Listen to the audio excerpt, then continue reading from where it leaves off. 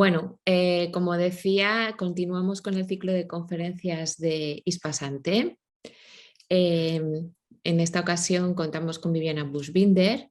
Viviana es psicóloga clínica, máster en ciencias de la psicología, máster en neuropsicología, tratamiento cognitivo comportamental y neuropsicología aplicados a problemas de ánimo, ansiedad, TDAH e insomnio. En esta ocasión, Viviana nos va a hablar de la falta de voluntad y sobre las interacciones entre la motivación, atención y dormir. Recordamos que esta conferencia está siendo grabada y que a partir de mañana podrán disfrutar de ella en la sección de media vídeos de la página dispasante.com. Vamos a comenzar con la presentación y recordamos que después dejaremos un turno para preguntas, comentarios y todo aquello que pueda surgirles. Muchas gracias, Viviana, cuando quieras. Vamos a compartir la pantalla.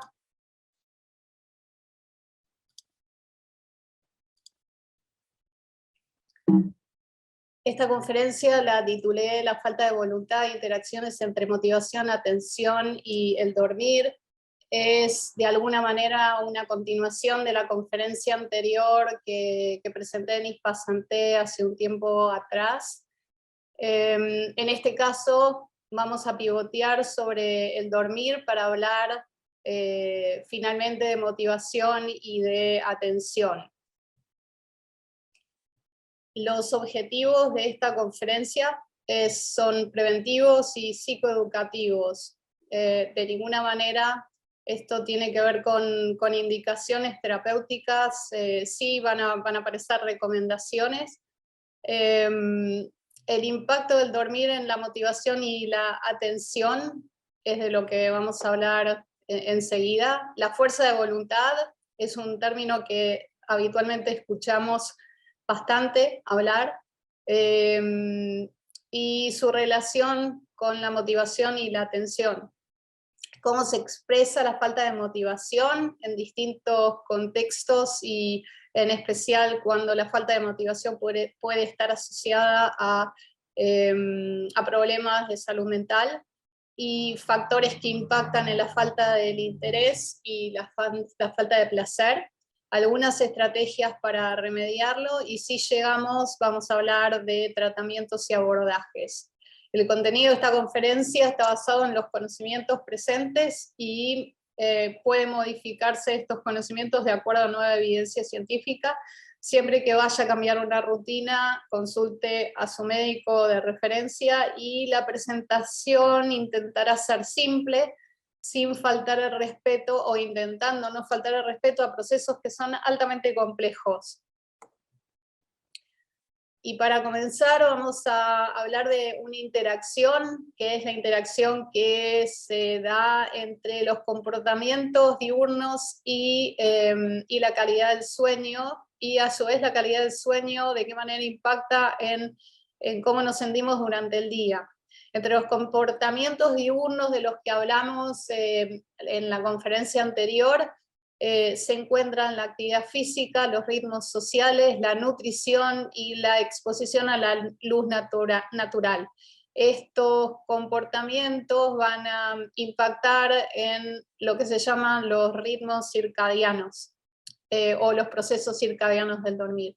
Y la calidad del sueño tiene que ver con los comportamientos que nosotros adoptamos en relación al sueño, al dormir, específicamente, por ejemplo, la consistencia, que la consistencia se refiere al tiempo de inicio y a la cantidad de horas en las que dormimos, y la cama como el lugar para dormir o para la intimidad solamente, y la evitación de luces brillantes a partir de determinado horario. Todos estos puntos fueron ya desarrollados en la conferencia anterior. Hoy posiblemente hablaremos, pero muy por encima. Acá tenemos dos procesos que son centrales para el dormir. Son los procesos circadianos y los homeostáticos. Los procesos circadianos están asociados a la melatonina y los procesos homeostáticos están asociados a la adenosina. Y Algo que es bastante importante es los momentos en los que nosotros nos exponemos a la luz o prevenimos estar expuestos a la luz. Tenemos mayor sensibilidad a la luz durante la noche que durante el día, y es importante saber que en el momento de despertarnos, la exposición inmediata o dentro de la hora del despertar a lo que es la luz externa, no la luz interior. Cuando no hay luz externa, como en Bélgica sucede en el invierno, es importante exponerse a la mayor cantidad de luz posible, incluso la artificial. En algunos casos es necesario utilizar las tablets o estimulación lumínica, pero eso es bajo determinadas condiciones y por indicación médica, pero en general con la exposición a la luz externa cuando sale el sol, y incluso cuando está nublado o está lloviendo, como sucede frecuentemente acá, con eso vamos a inhibir la producción de melatonina y vamos a activar el cortisol. Y la producción de melatonina se inhibe en ese momento, pero empieza en ascenso hasta el momento, hasta un punto máximo que en general tiene que ver con el horario en el que tenemos necesidad de dormir, cuando nos estamos quedando dormidos, cuando sentimos que ya tenemos muchas ganas de estar durmiendo o ir a la cama. Al mismo tiempo, la adenosina es una sustancia que empieza a producirse ni bien nos despertamos con la actividad, o sea, una vez que salimos de la cama, la adenosina comienza a producirse y se va depositando en receptores que son específicos para esta sustancia, y llega un momento de la noche en donde alcanza su punto máximo. Lo ideal sería que la producción máxima alcanzada de melatonina, de adenosina, sigan en el mismo punto, y eso lo podemos hacer con comportamientos, podemos alcanzar esa sincronía con comportamientos. Durante la noche, la presión de sueño comienza a disminuir, y el alerta es mínimo, en este caso dice a las 12 de la noche, pero podría ser, en general suele decirse que estos procesos varían de persona a persona y también de acuerdo al estado general de la persona, ¿sí?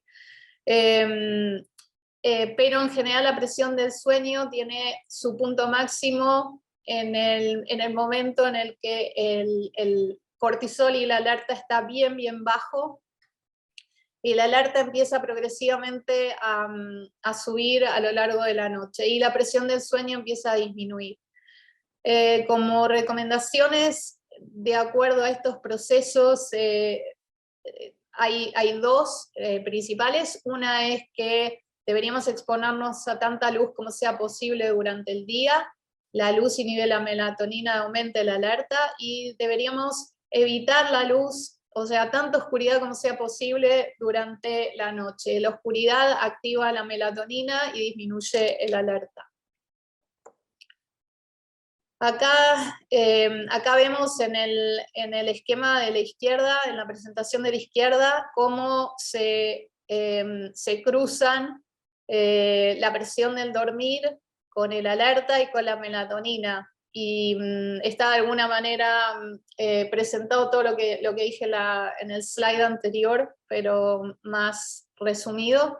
Y vemos además que hay un momento en la noche, que suele ser más o menos a las 2, 3 de la mañana, en donde el cortisol empieza a aumentar y la melatonina empieza a bajar y la presión del sueño empieza a bajar, y en general es ese momento en donde podemos despertarnos con preocupaciones o con situaciones que nos quedaron del día anterior y la tenemos en la mente, ¿sí?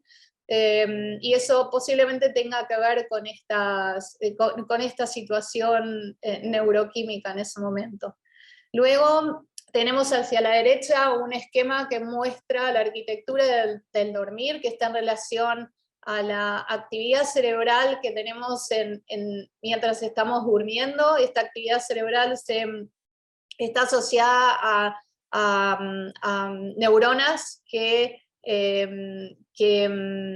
digamos, se activan de una manera en particular, y neuronas específicas que participan en los distintos momentos de estos ciclos. Y cada uno, donde vemos REM, donde dice REM, que son los rectángulos violetas, ahí es donde termina un ciclo de sueño. Esos ciclos duran 1 hora y media, y en función de esto que les decía de la actividad neuronal, va a ir cambiando la profundidad del sueño, el tipo de ondas, digamos, que se registran electroencefalográficamente, van cambiando a lo largo de la noche, y la profundidad del dormir predomina en los 2 primeros ciclos de la noche, aproximadamente hasta las 3 de la mañana, y luego los dos segundos ciclos, o a partir de ahí, predomina algo que se llama sueño REM. No es que no haya sueño profundo, pero lo que más se observa es una actividad específica que está asociada al movimiento ocular. En general coincide con cuando estamos soñando. Algo que es importante es señalar es que en esos momentos, luego de REM, en general solemos tener microdespertares, y que esos microdespertares son normales. Eso quiere decir que digamos, el tiempo en el que estamos despiertos en ese momento sí puede variar y puede constituir un problema en determinadas circunstancias, pero los microdespertares son algo que se espera que suceda. Las recomendaciones en relación con estos procesos es mantener la consistencia. En general, si cambio el horario de inicio del sueño, tratar de mantener el mismo horario del despertar. La condición ideal es mantener el mismo horario de inicio todos los días, pero sabemos que eso no es posible, especialmente si tenemos interacciones sociales. La presión social o los ritmos sociales hacen que tengamos que adaptar de alguna manera, sobre todo el inicio del sueño, ¿no? Pero si podemos no variar el horario del despertar, tal vez eso puede prevenir después el cambio de inicio del sueño al otro día, ¿sí? Si nos quedamos durmiendo más, después empezamos a cambiar todos los ritmos asociados a la luz, y eso puede tener impacto. Los microdespertares son la norma. Esto también es importante señalar. La calidad del dormir generalmente es dependiente de los comportamientos diurnos, o sea, la nutrición, los suplementos, la actividad física, los ritmos sociales. Y digo generalmente porque a veces las cosas no dependen solamente de lo que hagamos, y las cosas se complican, y por ejemplo en determinadas enfermedades mentales, en depresión, ansiedad, trastorno bipolar, el cambio en el sueño o una modificación en el sueño puede ser lo que está anunciando patología, o puede ser consecuencia de patología, y eso es importante que lo evalúe un médico. La exposición a la luz en los momentos adecuados, o sea, a la mañana, ni bien uno se despierte, durante todo el día, y a partir del atardecer y cuando empieza a oscurecer, la mínima cantidad de luz posible, y las siestas, dependiendo de la hora, la extensión y la presencia de insomnio clínico. Cuando estamos trabajando en insomnio clínico, cuando me estoy trabando, que me trago, que medio como una disartria, que es porque el horario en el que estoy grabando esta conferencia no es el horario ideal para mí, porque ya empiezo a tener sueño, así que posiblemente sea la consecuencia de eso, supongo. Pero bueno. las cosas que pasan mientras estamos despiertos, algunas actividades que podrían impactar el estado de alerta y foco, o el estado de relajación y calma. ¿Sí? Yo hacia la izquierda puse un rectángulo que dice alerta vigil, que comprende como todo el tiempo en el que estamos despiertos. Yo recién les hablaba que la fluencia verbal se me modifica en este horario, que es cuando ya empiezo a sentir sueño, ¿sí? Y eso de alguna manera cómo impacta todo esto de lo que estamos hablando en la capacidad de respuesta, el procesamiento de información, la velocidad de procesamiento de información, ¿sí? A las 6 de la mañana, en el verano, actualmente acá empieza a ser a las 5:30 de la mañana, cada vez más temprano, el sol empieza a salir, y cuando el sol está en ese ángulo solar bajo, es cuando se recomienda hacer algo que se llama sun gazing. En la conferencia anterior expliqué que hay personas que lo tienen contraindicado, por eso es importante preguntar al médico. Y con eso empezamos a dar el empuje para aumentar el alerta, el foco y la motivación. Tenemos dos ciclos de mayor alerta, en donde podemos ser como más productivos. Un primer ciclo sea la mañana, en general dentro de las 3 horas después del despertar, y otro ciclo después de lo que a veces se conoce como siesta, a las 4 de la tarde hasta las 8 de la noche, pero esto también varía muchísimo de persona a persona, ¿sí? Cómo se da estos movimientos. Y en la depresión, por ejemplo, estos movimientos están cambiados y quizás empieza como más tarde. La otra cuestión es la ingesta de café, que se recomienda no ingerir café con menos de 1 hora y media o dos del despertar, y sobre todo porque en ese momento nosotros todavía tenemos un empuje asociado al cortisol y al foco, y tomar café ahí es como estar sumando a lo que ya tenemos, y entonces siempre es más conveniente a lo mejor esperar a que ese alerta que empieza a bajar espontáneamente y tomar el café en ese momento, ¿sí? Que serían alrededor de las 10, 11 de la mañana, si nos despertamos a las 7, por ejemplo. Siempre se recomienda en general hacer las actividades menos demandantes cuando uno está menos alerta, y eso sería en el horario de la siesta. Las siestas en general, depende del caso, se puede tomar siestas. Lo que se recomienda es que no sean demasiado largas.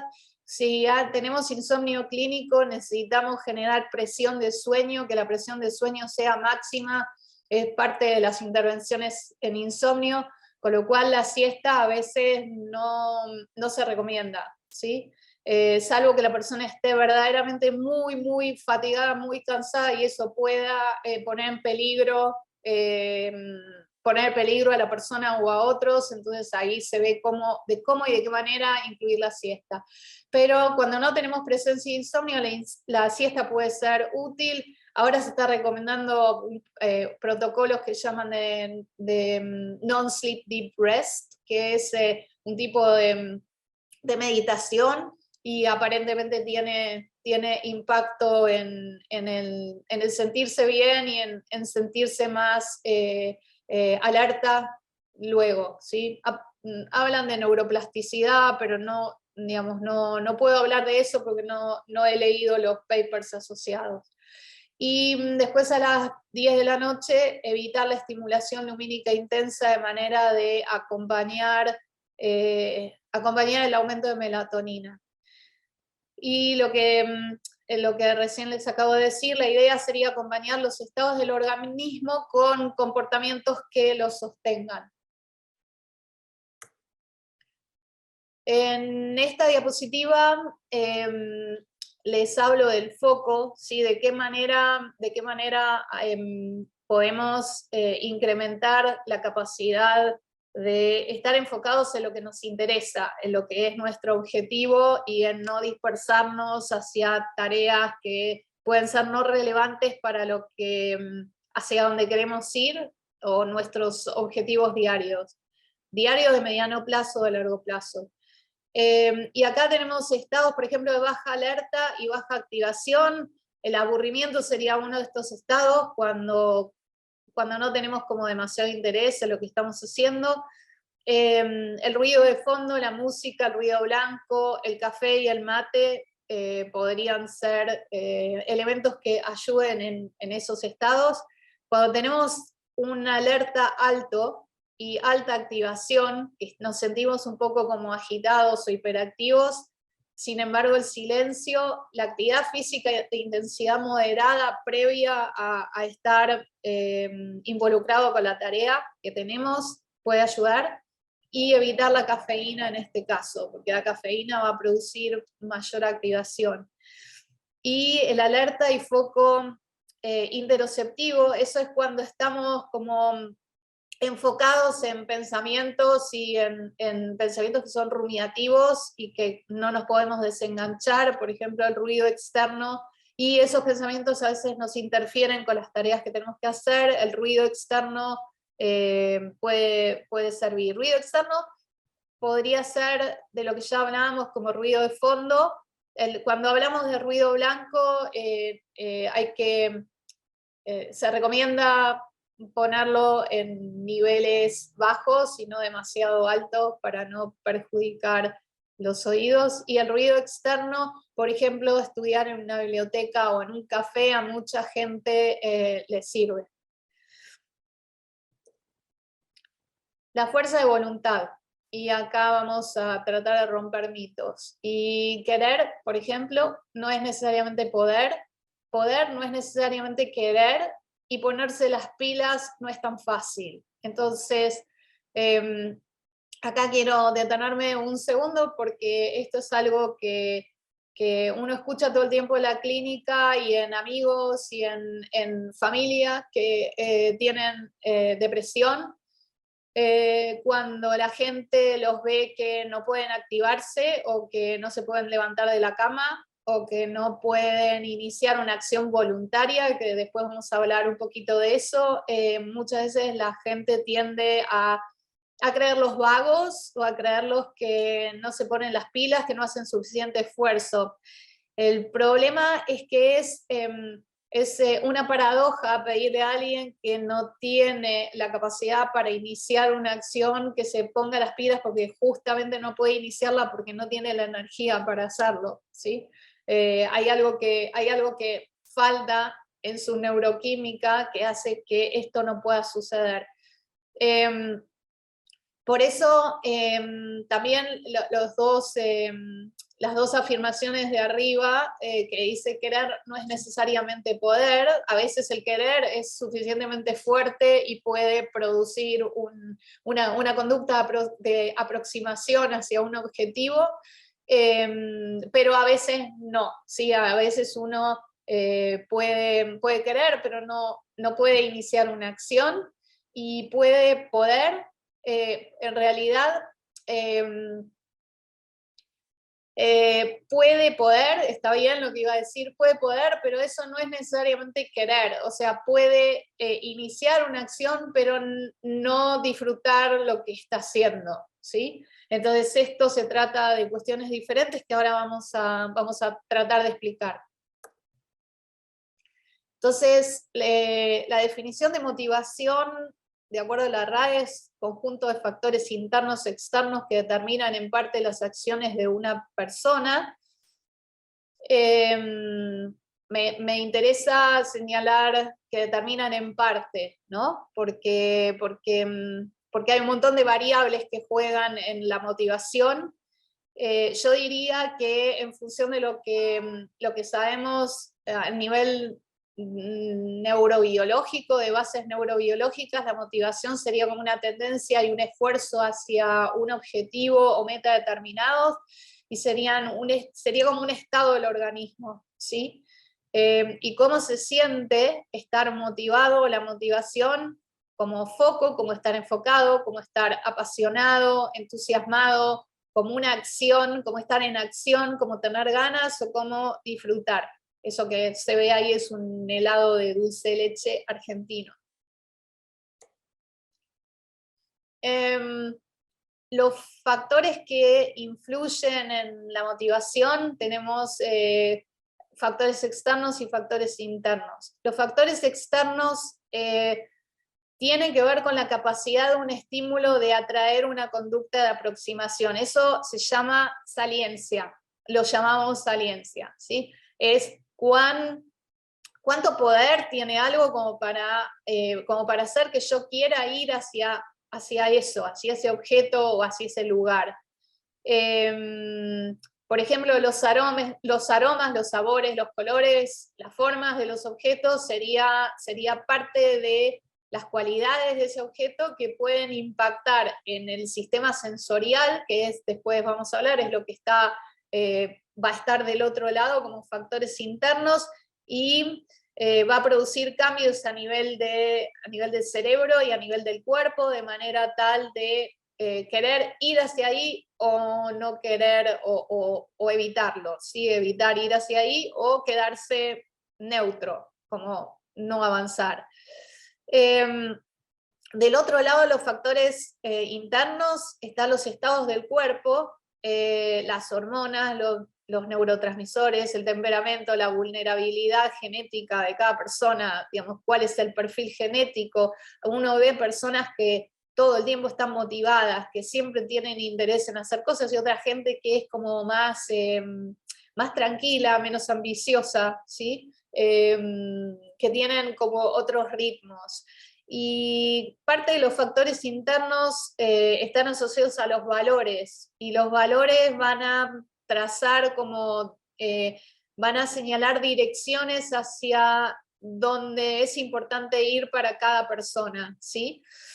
Yo he también señalado el medio ambiente, la luz, la polución, la temperatura, porque todos esos factores también afectan el estado del cuerpo. Hay mucha gente que no se siente igual en verano que en invierno. Acá en el hemisferio norte, sobre todo, mucha gente tiene respuestas, son muy sensibles a los cambios de luz. Algunos son más sensibles a los cambios de luz cuando aumenta la luz, y otros son más sensibles cuando la luz empieza a disminuir en el invierno, y expresan a lo mejor enfermedades como la depresión o el trastorno bipolar, y a algunas personas ansiedad.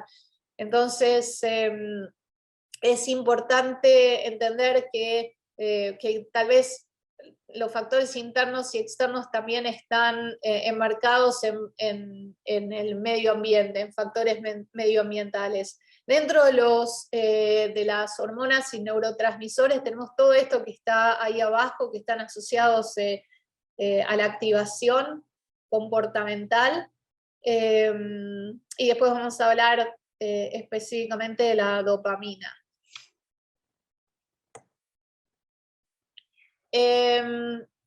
La dopamina es un neurotransmisor, neuromodulador que participa en los procesos de aprendizaje y recompensa, o aprendizaje por recompensa.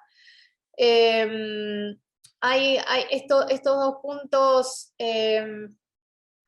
que señalo al costado, que la motivación es fluctuante, es un concepto que me parece interesante compartir con ustedes, porque habitualmente la gente llega a la consulta y cree que la motivación debería mantenerse estable a lo largo del tiempo, y que es anormal que la motivación varíe. Y lo que sabemos es que hay variación de la motivación, durante el día, durante las estaciones, durante meses. Algunas personas, hay semanas que están más motivadas que otras, ¿sí? Y eso podría ser esperable. Lo que sí también lo que sucede es que hay rangos más altos y más bajos de variación, o sea, hay gente que por su temperamento, que la motivación siempre está como más bajita que otros que se mantienen como más en el rango intermedio, y otras personas que están siempre altamente motivados, ¿no? Y luego tenemos las grandes diferencias de motivación, por ejemplo, personas que van de 1 a 9, y en ese caso tenemos que pensar en que es necesaria una evaluación médica, sobre todo cuando esto se repite a lo largo del tiempo y se repite en periodos específicos, ¿sí? Entonces eso ameritaría una evaluación. Acá hablo de dopamina fásica, dopamina tónica, no es un concepto mío, es un concepto de grupos de científicos. Creo que actualmente esta hipótesis está siendo un poco cuestionada, pero todavía no leí nada como que se haya producido un cambio drástico en relación con esto, pero se supone que nosotros tenemos como un nivel de dopamina que es permanente, que es lo que nos da como un tono particular de nuestra motivación, como eso que les digo de cómo cada uno se siente en general como una situación promedio en relación a la alerta, a la motivación, a la tendencia a la acción y a buscar algo en el mundo exterior. La dopamina está asociada específicamente al esfuerzo para ir hacia una meta en particular, y hay una dopamina que es fásica, que tiene que ver con la sorpresa, con la recompensa, con los resultados. Esa dopamina fásica se dispara cada vez que, o sea, se dispara en distintas circunstancias, y este es exactamente el punto en el que tengo un poco de cuidado de no hacer demasiado simple lo que es altamente complejo, pero dado los objetivos de esta conferencia voy a tratar de hacerlo simple, que es que se dispara cada vez que algo sale de lo esperado, ¿sí? Sea para bien o sea para mal. Y en este sentido, la dopamina señaliza en el mundo externo eventos que pueden ser importantes para la supervivencia, y por eso también está asociado al aprendizaje. O sea, cada vez que algo llama la atención porque es relevante para esa persona en términos de aprendizaje, y posiblemente podría hacerlo en relación a la supervivencia. No siempre es así, pero bueno, pero por lo menos originariamente se supone que serviría para eso.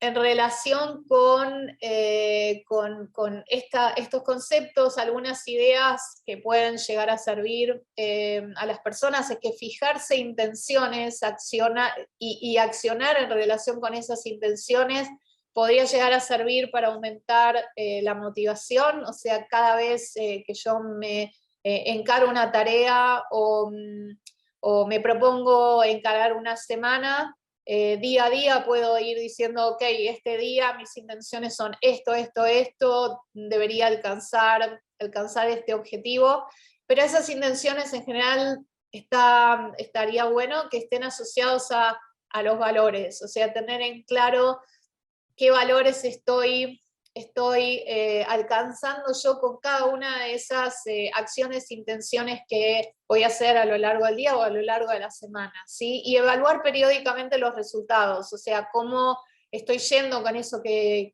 me propuse. Asociar la actividad a los valores, bueno, esto ya lo hablé, y el foco visual en el inicio de la tarea, esto es una sugerencia de Huberman, de fijar la atención tratando él, si no me equivoco, dice no pestañear durante 30 a 60 segundos en un punto fijo o en un punto del horizonte, de manera tal de generar la predisposición para a través del sistema visual, de enfocar más fácilmente en lo que tenemos que leer o estudiar. Y los ciclos de 90 minutos, de los que ya les hablé, 3 horas a partir de las 3 horas desde el despertar y a las 8 horas desde el despertar, que ya está señalado en los slides anteriores. Y la otra cuestión es que aparentemente si nosotros entrenamos regularmente 3 o 4 veces por semana, los días alternativos, los que no entrenamos, en los mismos horarios vamos a estar más alertas para realizar tareas que involucran esfuerzo cognitivo. Estos son unos gráficos que copié del libro de Anna Lemke, que está citado acá abajo, se los recomiendo. Y Anna Lemke, en su libro que habla sobre adicciones, el tema es adicciones y cómo la dopamina participa en las adicciones. Ella dice que, bueno, todas estas sustancias, el chocolate y todo lo que aparece hacia abajo, tiene una capacidad de producir liberación de dopamina en determinadas áreas del cerebro. Hay tres áreas como principales asociadas a la dopamina, y que se ve que cuando las personas consumen estas sustancias, estas áreas se activan y producen un incremento enorme de dopamina. Lo que esto hace es que cuanto más disparo dopaminérgico una sustancia produce, mayor va a ser su potencial de convertirse en adictivo para esa persona. Y por otro lado, no es lo mismo, no va a ser igual el disparo para todas las personas. O sea, van a haber personas que por sus características genéticas van a hacer este disparo más grande frente a determinadas sustancias y otros no lo van a hacer, ¿sí? Y tenemos del lado derecho una especie de balancita que ella dibuja, en donde dice que cada vez que nosotros estamos del lado de incrementar la dopamina, ella acá lo asocia con placer consumatorio. No necesariamente la dopamina en realidad no está tan asociada con la consumación de la sustancia, sino con lo que sucede después, que es que vamos a tender a querer buscar más de eso, ¿sí? Entonces, y esto se da por una situación que aparentemente las áreas dopaminérgicas están también ligadas a las áreas del dolor. Entonces, una vez que aumenta mucho la activación dopaminérgica, también cuando esta sustancia desaparece, el lado del dolor se incrementa. Y entonces necesitamos volver a buscar más de eso que produjo el disparo dopaminérgico. Y estos son como los mecanismos en general de las adicciones. Acá vemos desde el chocolate hasta las anfetaminas, pero también sabemos que las redes sociales, los dispositivos, los móviles, tienen un poder de generarnos esto, ¿no? De generarnos la sensación de querer ir a ver, y finalmente si uno va a ver y no encuentra lo que está buscando, porque en realidad lo que está buscando es, lo que está buscando es la novedad y el estímulo. Y bueno, y eso es parte de los problemas que muchos tenemos, y por eso también a veces nos alejamos un poquito de las redes sociales para equilibrar y tolerar el dolor un poquito más y no tirar para el lado de la dopamina.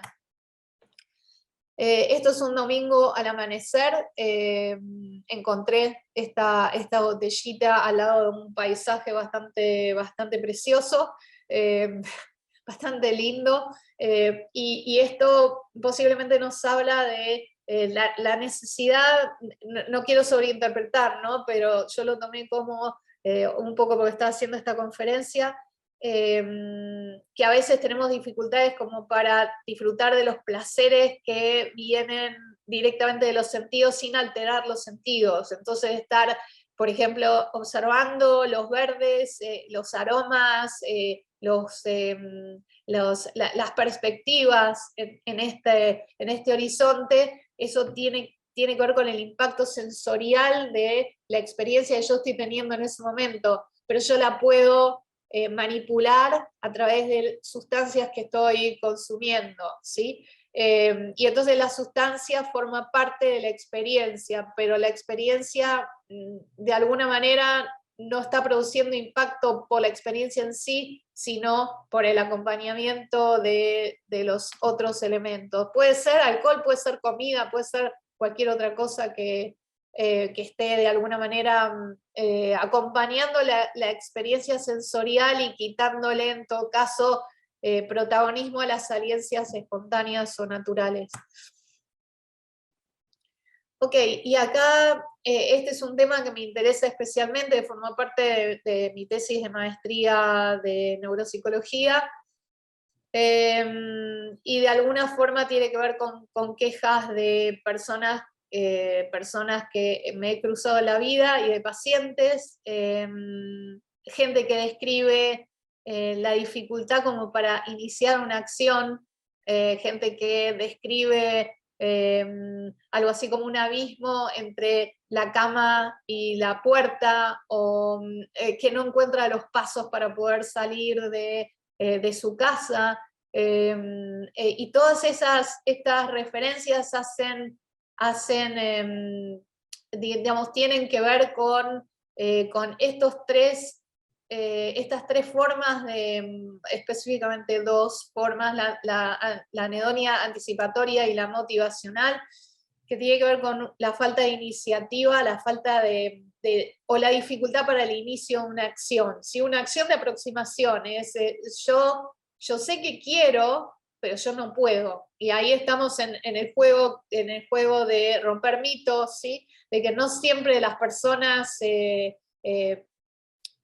pueden, aunque quieren, ¿sí? Y después tenemos otra forma de anedonia, que es que a lo mejor las personas no quieren, o sea, pueden, pero no quieren. Eso quiere decir que no les gusta lo que están recibiendo. No es que no les gusta, es que pierde disfrute. O sea, están haciendo algo, pero es como si no sintieran el sabor de lo que están haciendo, ¿sí? Eso se llama anedonia consumatoria. Conocemos o fue propuesto ese nombre en la psiquiatría y en la psicología también.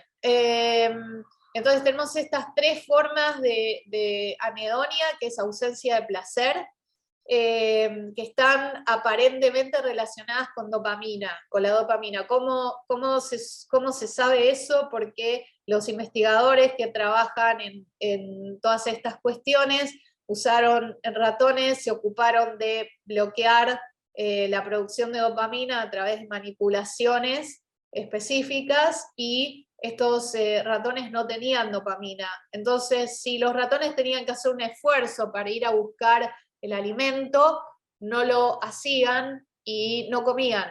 En cambio, si a los ratones se les pone estos ratones con depresión dopaminérgica, o sea, es una manipulación, les falta dopamina, pero le ponen el alimento, estos ratones lo consumían. Eso quiere decir, aparentemente, que son dos circuitos diferentes, que se tratan de químicos diferentes los que motivan una anedonia y la otra anedonia.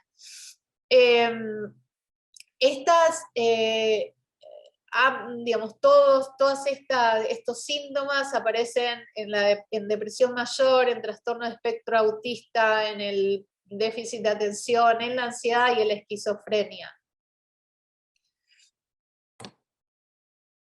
Los tratamientos para la depresión y para la anedonia, hay varios. Hay uno que es bastante antiguo, que se llama Principio de Premack, en donde lo que se dice es que lo que se postula es que las personas en estados de depresión tienden a hacer un determinado tipo de conductas que son pasivas, y que la recompensa es la conducta misma y la conducta pasiva, y disminuye las conductas más activas. Entonces una intervención sería reforzar significa que las conductas más pasivas sean recompensas de las conductas más activas, ¿sí? Esta intervención después se va incluyendo, por eso puse el dibujito de las babushkas, creo que se llaman, porque muchos de estos tratamientos, algunos van incluyendo aspectos de otros. Uno de los tratamientos con mayor evidencia de resultados y eficacia es el tratamiento de activación comportamental en depresión. Este tratamiento tuvo no muchas, pero algunas modificaciones a lo largo de la historia, y de lo que se trata tiene algo que ver con el principio de Premack, pero lo que se trata es de llevar a la persona a que pueda volver a exponerse a las recompensas. Esto quiere decir que pueda activar el comportamiento y que de a poco se pueda dar cuenta cómo volver a hacer esas cosas que se dejan de hacer en la depresión, porque la depresión, los circuitos que se dan es: me siento mal, hago menos, me siento mal, pero me siento mal porque al hacer menos dejo de estar expuesta a la recompensa que me podría dar estar en determinadas condiciones, ¿sí?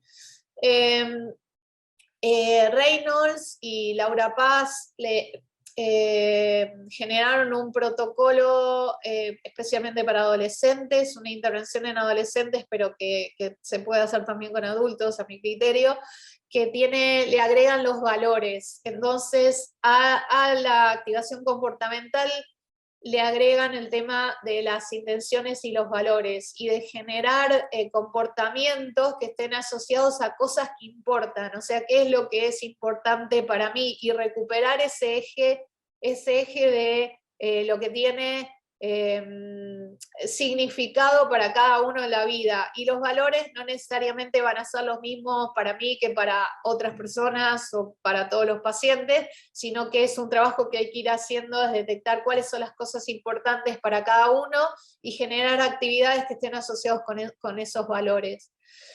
El tratamiento que propone Dunn y colaboradores, el de terapia de aumentación, eso me parece un tratamiento bastante interesante. Yo hice el curso con él. Dunn lo que plantea es que todos los tratamientos cognitivos comportamentales se basan mucho en la negatividad, en tratar de revertir el pensamiento negativo, los comportamientos disfuncionales, los sesgos de pensamiento. Y él lo que dice es que se olvidaron, porque yo no participé en esos protocolos, se olvidaron de enfocar en la positividad. O sea, qué es lo que le pasa a las personas cuando están deprimidos en relación con lo positivo. Y lo que se observa es que las personas cuando están deprimidas tienden a tener eventos que son positivos, pero automáticamente generan como una desacreditación. Y él de la experiencia positiva, él lo menciona como los dementores de Harry Potter, ¿no? que de alguna manera se alimentan de los miedos de las personas, pero en este caso son como formas de taclear las experiencias positivas a través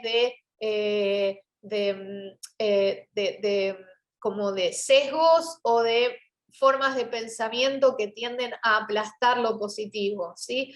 A ver, un ejemplo podría ser, yo no sé, tengo alguna experiencia, no sé, fui a almorzar a un determinado lugar y el 90% de las cosas estuvieron buenas, qué buena la comida, qué rica, etc. Sí, pero en realidad no había agua en el lugar, y entonces toda la experiencia de haberme reído, haber disfrutado, haber comido algo muy rico que me gustó mucho, el helado dulce de leche argentino, no lo tengo, lo tuve, pero dejo de disfrutar la experiencia porque no tuve agua, por ejemplo, ¿sí? Pero esto, bueno, es un ejemplo, no solo los ejemplos de Dune son mucho mejores. En relación con esto, hace poquito alguien me decía que había trabajado, alguien muy joven, me decía que había hecho varios años de terapia, pero había trabajado mucho en evitar la negatividad, pero nunca había puesto el foco en incrementar la positividad. Y es como si hubiera leído la hipótesis de Dune, pero esta persona no tenía la más mínima idea. Pero es justamente eso.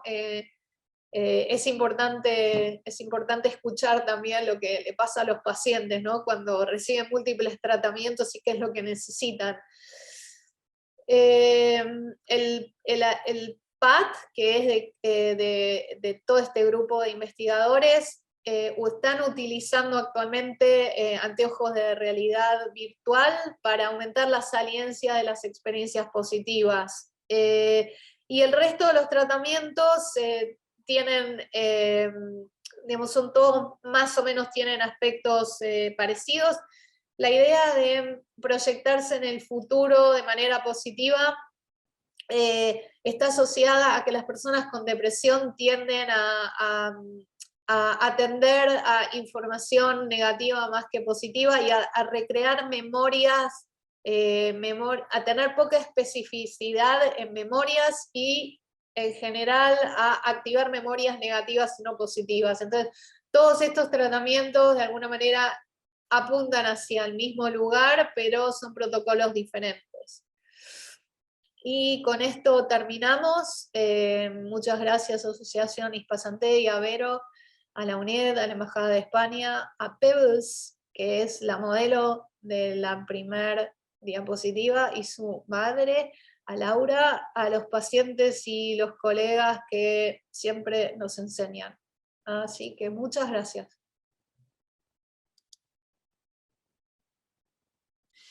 Muchas gracias a ti, Viviana. Gracias también a la colaboración de la Embajada de España en Bruselas y a la UNED. Y bueno, ahora darte de nuevo las gracias, Viviana. Ha sido una presentación brillante, muy entretenida. Sin lugar a dudas, has conseguido hacer precisamente que nos resulte simple lo complejo, y te damos las gracias.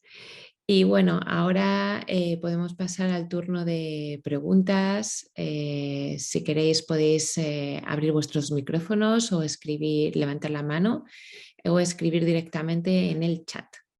No se debe escuchar.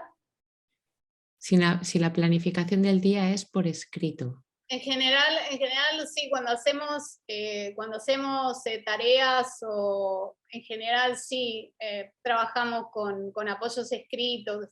Depende de cada persona, lo hace con distintos registros, ¿no?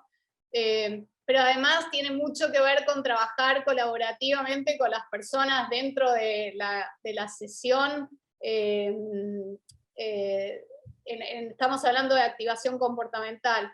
En todo caso, qué se va a hacer semana a semana, pero que tenga que ver con las distintas áreas las áreas de interés de la persona, ¿sí? Porque lo que puede ser interesante, lo que puede ser de interés para una persona puede no serlo para otra, y tienen que estar muy en relación a los valores de las personas. Entonces hay que explorar qué es importante. De hecho, Shirley Reynolds, que es una de las personas que hace que introduce el tema de los valores en adolescentes, ella dice las cosas que importan, ¿sí? ¿Qué es lo que importa para cada uno?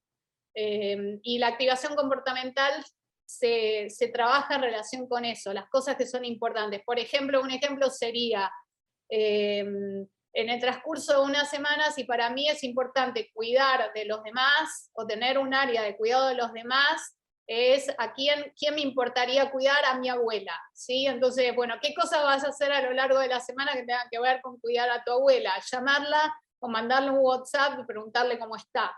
Ok, eso sería una de las actividades, ¿sí? Entonces la persona, después lo que se hace es trabajar con la persona, cómo se siente cuando hace esas cosas, ¿no? Entonces lo que estás haciendo es generar el generar los contextos y los experimentos como para que después la persona empiece a hacer esto de forma como más espontánea y en las diversas áreas de su vida, especialmente las áreas que estaban activas previamente y que dejaron estar activas a consecuencia de la depresión, ¿sí? Del impacto de la depresión. Lo de enfocar en lo positivo es que el terapeuta no refuerce lo negativo dándole atención. Sí, el cambio de perspectiva en estos tratamientos es, el paciente ya, cuando estamos deprimidos, de por sí vamos a estar hablando todo el tiempo de lo negativo, y entonces el eje se está pivoteando en dejar como aceptar lo que el paciente sí, reconocer, aceptar, decir sí, esto sí es así, pero empezar a detectar los pequeños esbozos de positividad que muchas veces son tacleados por lo negativo. Entonces es muy importante que el terapeuta esté como más entrenado en detectar cuando hubo un esbozo de positividad que fue tacleado automáticamente. Bueno, sí, pero por ejemplo, yo podría decir, vamos a poner un ejemplo personal, ¿sí? Yo podría decir, ahora le voy a comunicar a mi equipo de Neuroeduca cómo me fue la conferencia, y puedo decir, fue re mal, hubo 6 personas, ¿sí? Pero puedo decir, sí, pero Daniel estuvo haciendo unas preguntas súper interesantes, pero bueno, pero hubo 6 personas. Entonces, si alguien detectara esa tendencia, tendría que agarrar y decir, pero parece que Daniel está interesado y te preguntó esto, y eso que después, ¿qué te hizo pensar a vos? ¿Sí? Entonces vos agarrás por el lado de la positividad, no te vas por el lado del sesgo negativo, de la cognición negativa, sino vas más por el lado de aumentar la positividad. También el estilo del terapeuta, Dune es genial, es la verdad que es genial, yo hice el curso con él, es un genio, es muy positivo, es muy de encontrarle la vuelta para darle la vuelta a esta negatividad, y el estilo de terapeuta es súper importante en esto, ¿sí? Sí, gracias. Qué bueno escucharte la voz, Daniel. No me andaba el micrófono. Ok. Te voy a habilitar la cámara para que me veas. ¡Al fin! ¡Al fin! Porque hablamos por Twitter. Pero yo creía que Daniel era un chiquito. Era un No, ya, niño. por las cosas que digo. No sé por qué pensaba así, pensaba que era alguien más adolescente. Pero, bueno, es Bueno, interesante. voy a tener que cambiar el foco entonces. Es interesante esto, qué bárbaro, ¿eh? Bueno. Así que bien.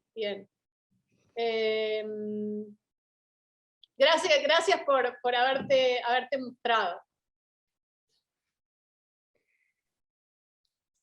No, pensaba que tal vez el paciente puede llegar a sentir que el terapeuta no le da importancia si no se enfoca en lo negativo, o uno quiere resolver eso negativo, porque uno quiere que no le pase eso que le pasa, digamos, ¿no? Por eso es importante que el paciente entienda las hipótesis que están detrás de las intervenciones, o sea, y al principio se explica mucho eso que es el racional, ¿sí? De cómo, digamos, de cuál es el motivo por el que vamos a actuar de una determinada manera. Y además se le va mostrando al paciente. ¿Viste lo que te pasó recién? ¿Viste cuando estabas diciendo esto así y de pronto algo pasó y empezaste a hablar de lo negativo? Bueno, es justamente eso lo que sabemos que produce después que uno se sienta peor, ¿sí? Y vamos a tratar de... mucha gente, yo también usaba ese modelo, el modelo de los dementores. No sé si conocen Harry Potter. Los dementores eran criaturas que se apoderaban, algo así como que se apoderaban incrementaban los miedos que las personas tenían, y además se apoderaban de todo lo positivo. Entonces, Dune también usa el modelo de los dementores para decirle a los pacientes, eso es lo que te pasa cuando estás entrando en esa especie de rumiación negativa, y lo que tenemos que tratar es de cambiar la tónica de los dementores, ¿no? De no dejarlos que se alimenten.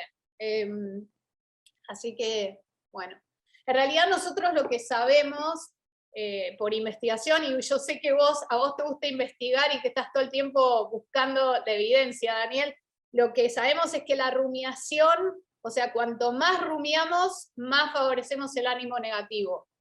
Y si en terapia dejamos a una persona mucho tiempo rumiar, o va a aumentar muchísimo la ansiedad, o va a terminar, digamos, más negativo de lo que empezó, ¿no? Y eso es una de las críticas que a veces se tienen con las terapias que dejan hablar más y que no son menos, que intervienen menos.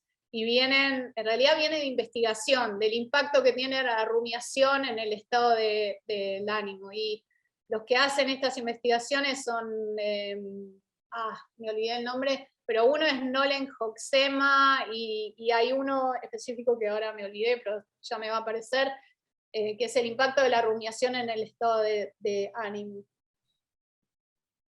Sí, entiendo, gracias.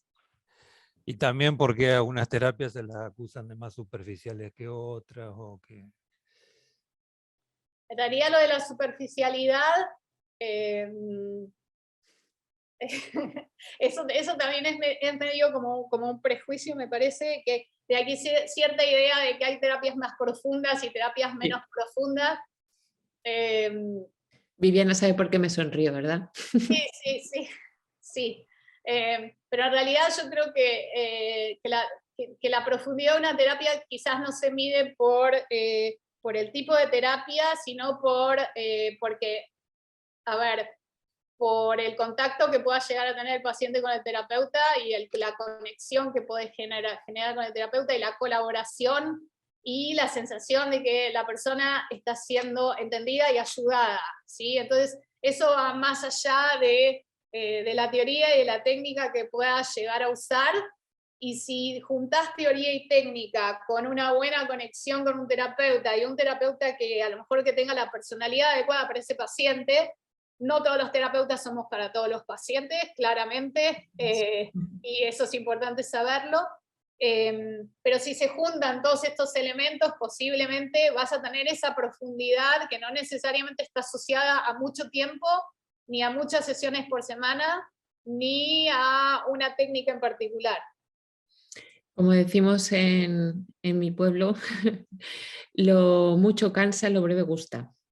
¿Mm? Exacto, sí.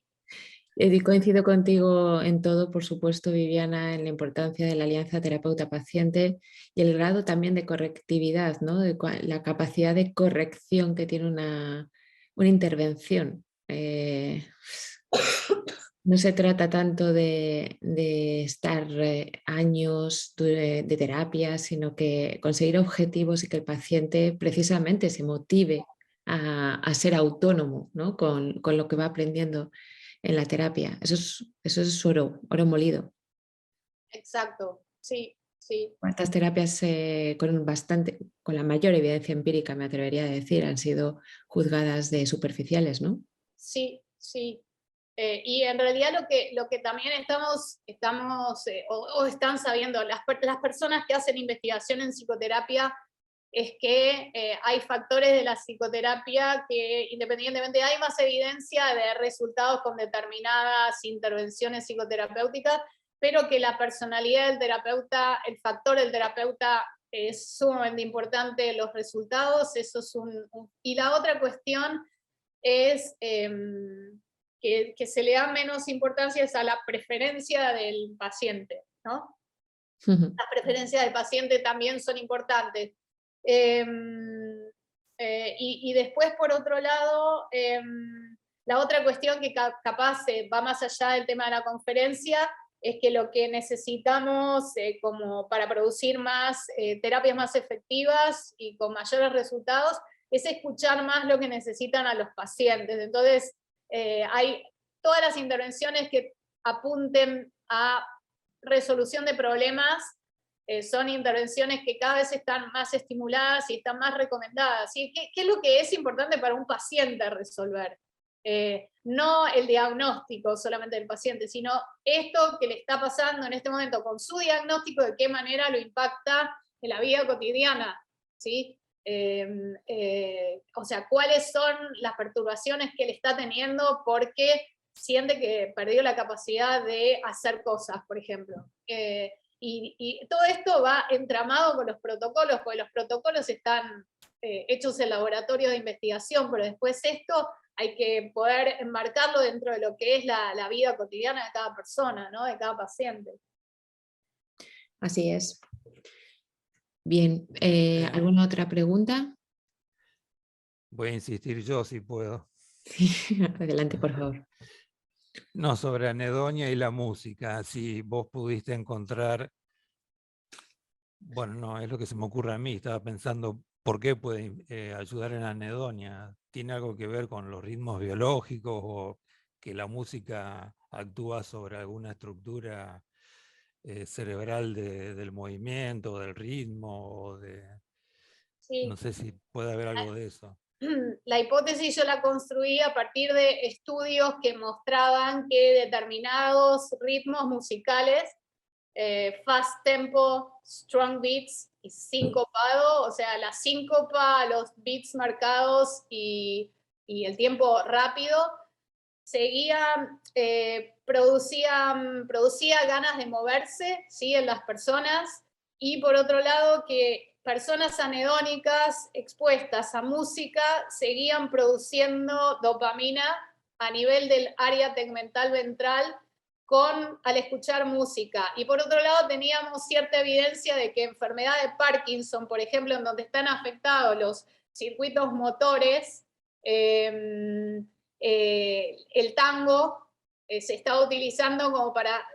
Las personas se podían mover con el tango, y de hecho cuando le ponían música o les enseñaban a los pacientes a repetir cierto ritmo, eso lo hice yo acá con un vecino cuando lo vi, estaba experimentando con... Esto va a quedar grabado, pero bueno, le pedí permiso a un vecino que vi que que no podía avanzar, le dije, trate de cantarse. Y entonces después cuando me encontró me dijo que había usado lo que yo le había indicado y se estaba cantando, y con eso podía avanzar, ¿no? En la acción.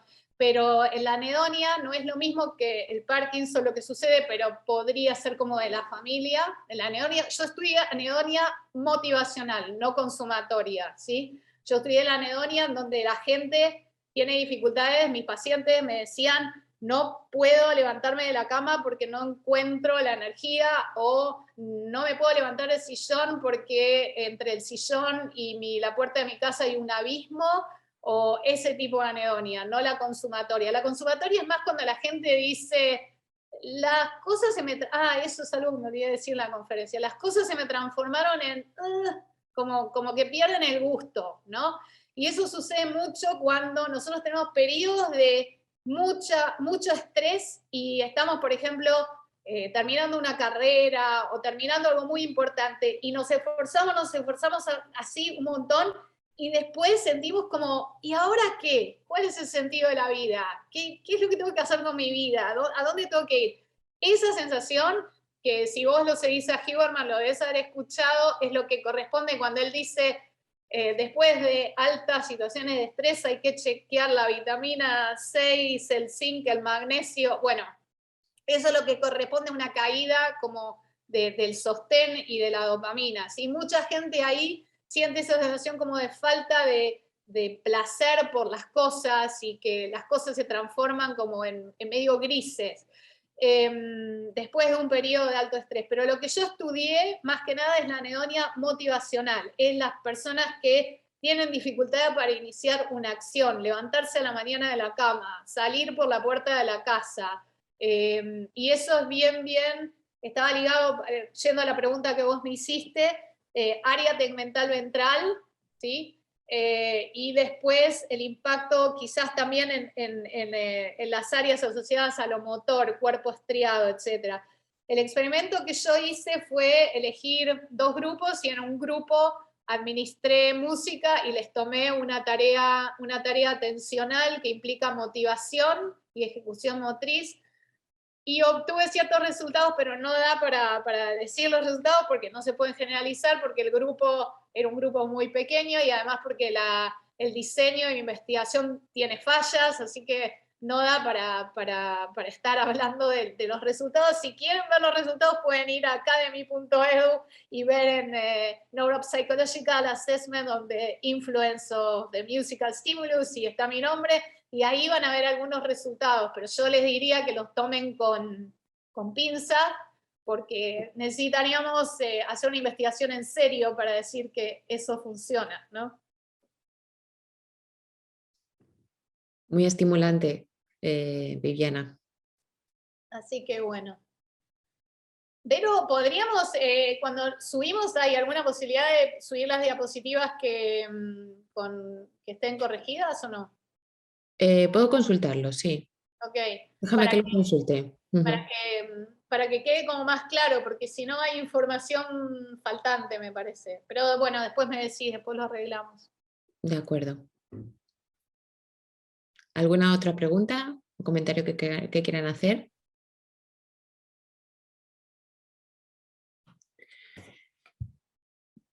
Muy bien, de todas formas, les recordamos que ha sido grabada esta videoconferencia, que a partir de mañana pueden disfrutar de ella en la sección de mediavídeos de ispasante.com y que además en el directorio de Ispasante pueden contar con los datos de contacto de Viviana Buschbinder por si quieren hacer alguna otra cuestión, alguna consulta. Damos las gracias de nuevo a Viviana, ha sido un auténtico placer, una gozada y una delicia escucharte. Ha sido una conferencia muy, muy estimulante. Y bueno, aprovecho para comentarles que la semana que viene continuamos con el ciclo de conferencias de Ispasante. En este caso será nuestra compañera Alba Pigrao, logopeda, que nos hablará de la dislexia. Demos de nuevo las gracias por estar ahí y bueno, nos despedimos aquí, Viviana. Un abrazo. Igualmente. A ver cuándo nos vemos. Nos vemos pronto, claro que sí. A motivarnos, ¿vale? Adiós. Chao, Daniel. Chao. Chao a todos. Adiós, buenas noches. Gracias.